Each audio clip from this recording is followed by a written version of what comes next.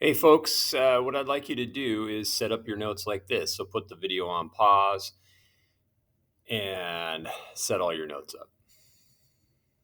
All right, thanks for doing that. Hey, here's what I need you to do. Open up the Google Classroom assignment. Open up this Desmos file that I've got all set up for you right there. Okay, so it looks like this. See, I copied it, pasted it into the little link I copied and pasted into Google Classroom. Anyways, here's what we're doing. We're taking x plus 2 times x plus 9. Now, wait a minute. Where do these factors come from? These factors come from x squared plus 11x plus 18. So look at them, see if you agree. We had one just like this in our homework yesterday.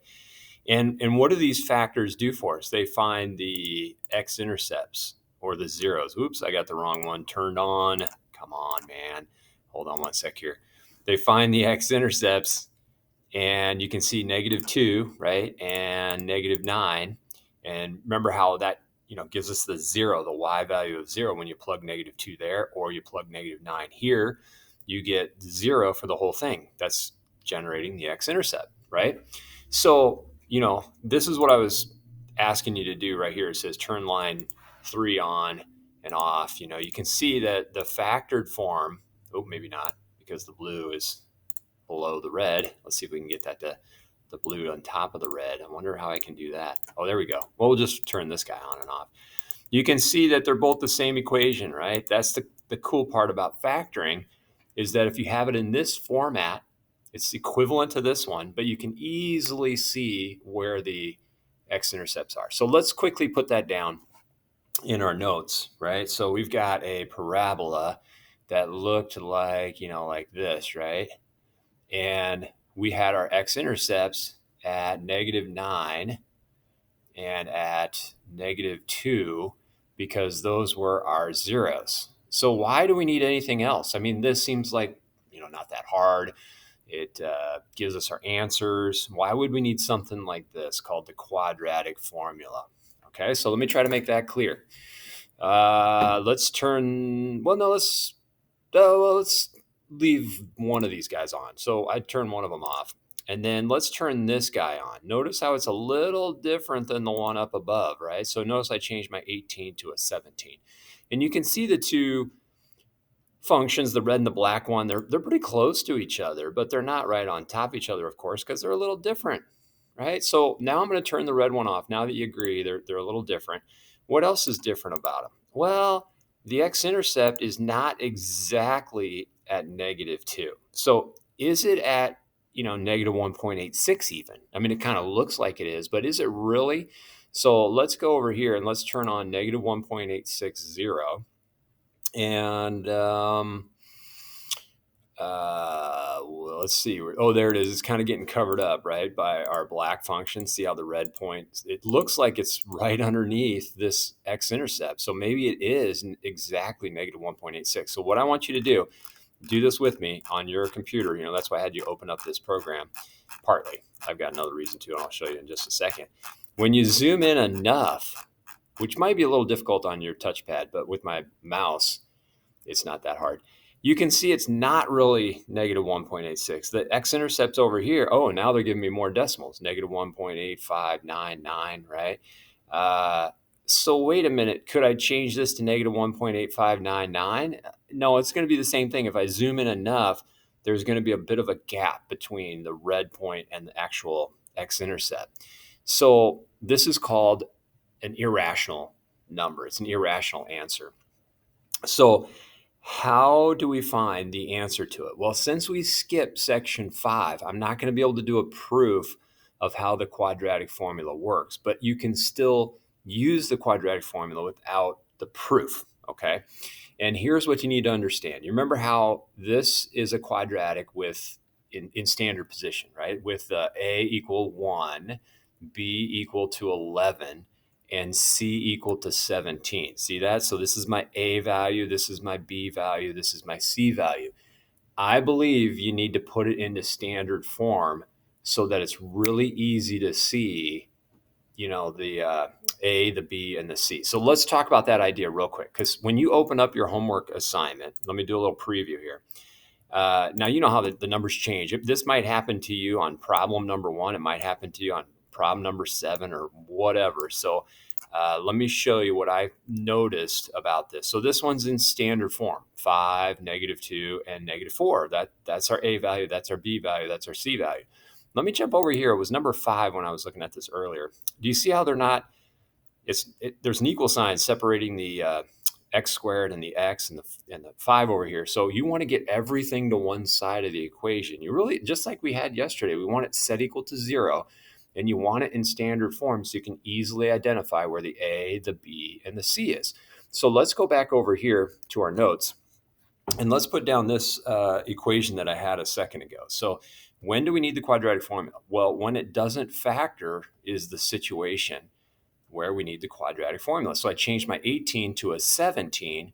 And now we're like, I don't know. I can't, what are the factors of 17? 1 and 17. Is there any way we're going to get the middle term 11 with 1 and 17? No.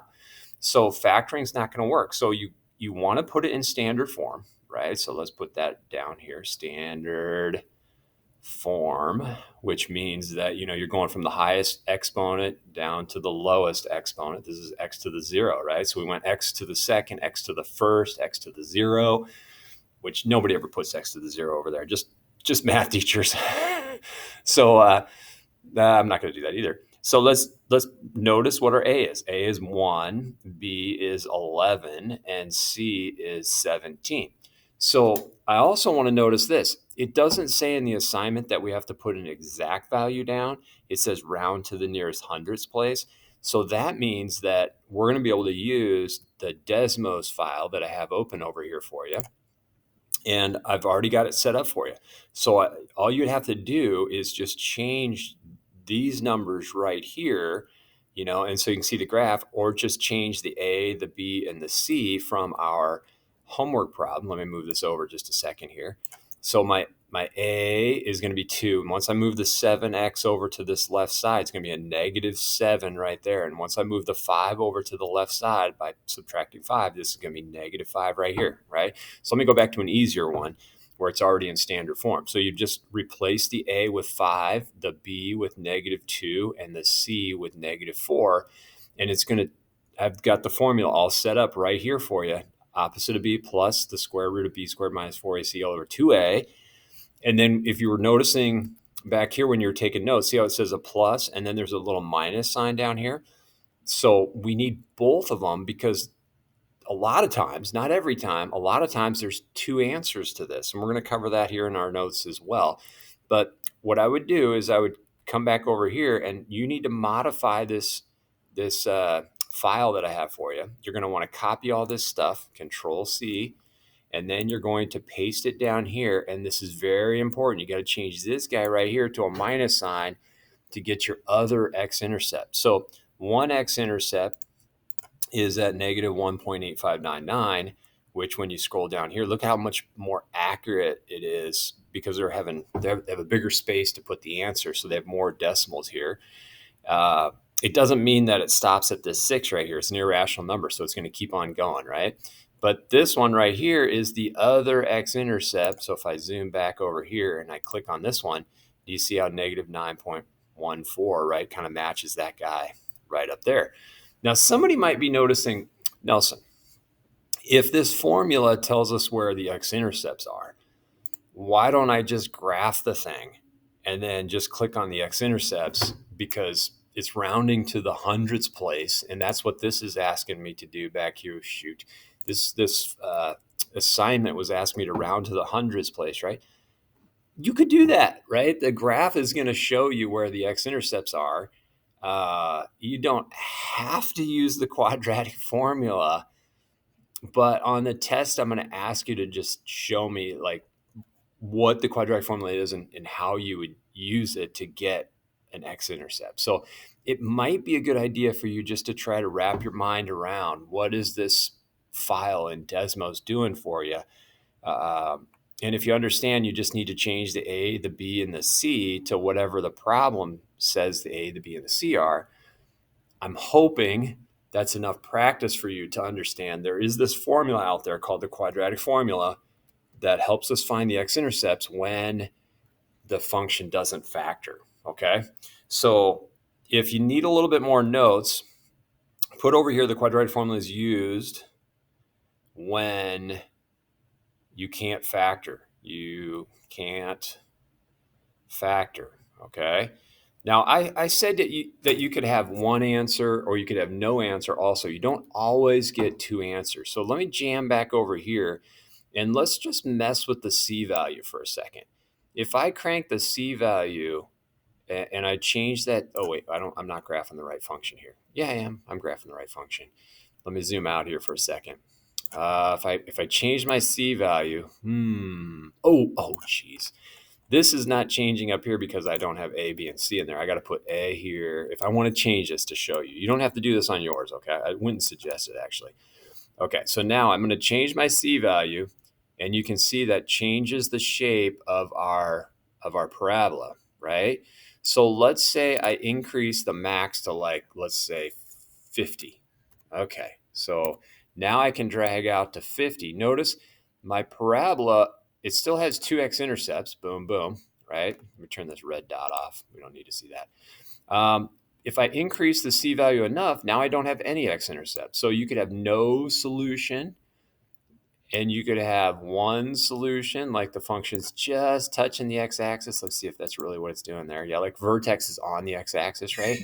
Or you could have two solutions. So a lot of our answers, I think, are going to have two solutions. Now, what does it look like when you have no solution? Let me drag the parabola back up above the x-axis, and let's scroll down here. Do you see how it says undefined? This is the situation where you're going to have no solution at all. Honestly, I don't know if this happens in any of your homework problems today, but it's the reality of this situation, right? You could have two solutions. You could have one solution just perfectly where the vertex is just touching the x-axis. Let's see if I can get it there again. Why is it not going there? Probably because my zoom is kind of messed up. Anyways, you get the idea. If you get one solution, you're going to have both these answers being equivalent to each other. All right. Whew, that's a lot to get your mind around. I hope you can get those 6 problems done in homework. I hope your notes are complete. The program is actually taking the A, the B, and the C, and it's plugging it into the formula for you.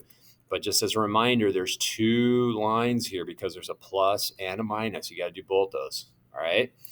I really hope I'm making this clear. Thank you for watching my video. Good luck.